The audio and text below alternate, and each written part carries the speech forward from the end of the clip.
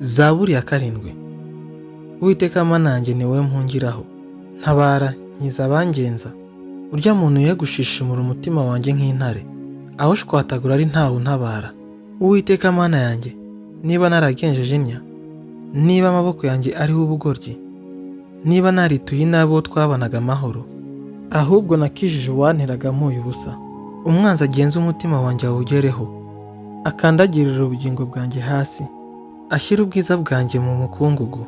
Uwiteka hagurukana umujinya wawe, wihagarikire kurwanya gushega kw'abantera, kandi unkangukire uwashyizeho urubanza. Nuko iteraniro ry'amahanga rikugote, nawe usubire hejuru yaryo. Uwiteka aracira amahanga urubanza. Uwiteka uncira urubanza rukwiriye, gukiranuka kwanjye n'ukuri kundimo. Ububi bw'abanyabyaha bushire, nawe ukomeze abakiranutsi.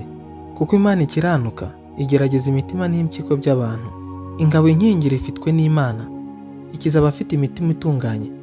Imana ni umucamanza utabera, ni Imana igira umujinya iminsi yose.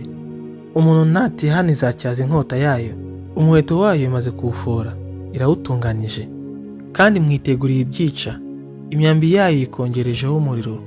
Umunyabyaha aramukwa ibibi bitagira umumaro. Inda yasamye n'igomwa byara ibinyoma. Yarimye ubushya acukura uburebure, agwa mu ruhavu yacukuye. Igomwa rye niwe rizagaruka ku mutwe, urugomo rwe ruzagwa mu gitwariro cye.